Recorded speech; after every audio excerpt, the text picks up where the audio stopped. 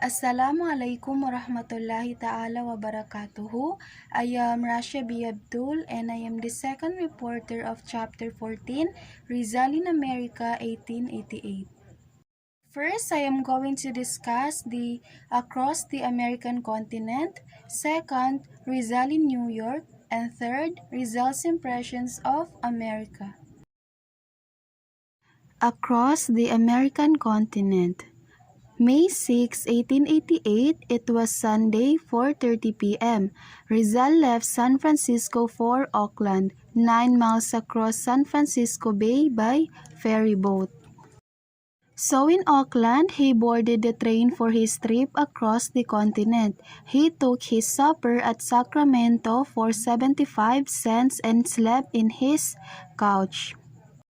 So early the following morning, May 7, 1888, it was Rizal awoke and had a good breakfast at Reno, Nevada, now glamorized by American high-pressure propaganda as the biggest little city in the world.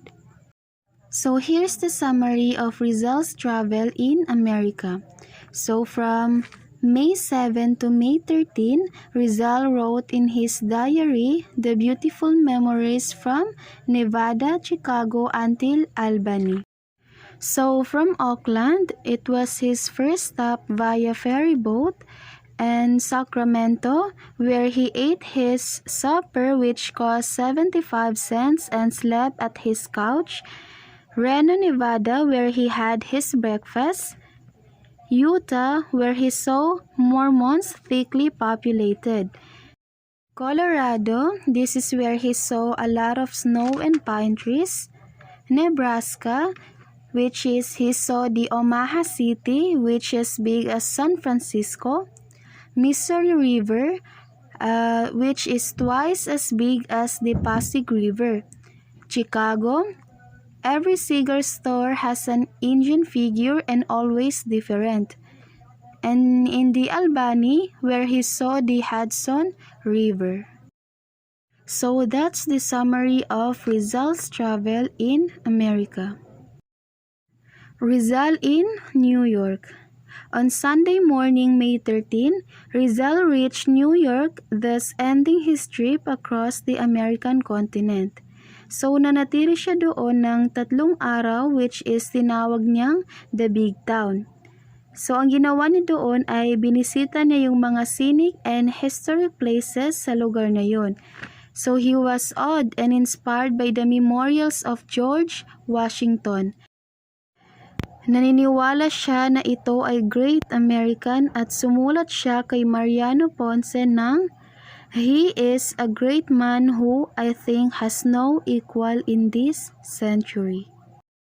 So, May 16, 1888, Rizal left New York for Liverpool on board the City of Rome, the second largest ship in the world, kung saan ang largest naman sa panahong ito ay ang the Great Eastern.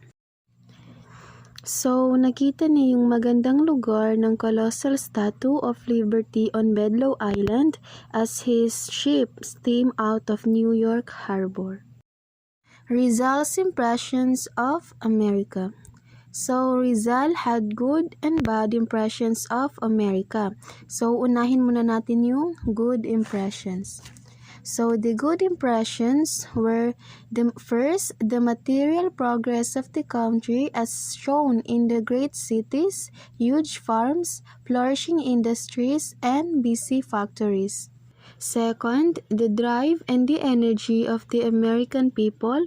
Third, the natural beauty of the land. Fourth, the high standard of living. Fifth, the opportunities for better life offered to poor immigrants. So, ang bad impressions naman ni Rizal is una, lack of racial equality. Pangalawa, non-existence of true civil liberty as Negro cannot marry an American and vice versa.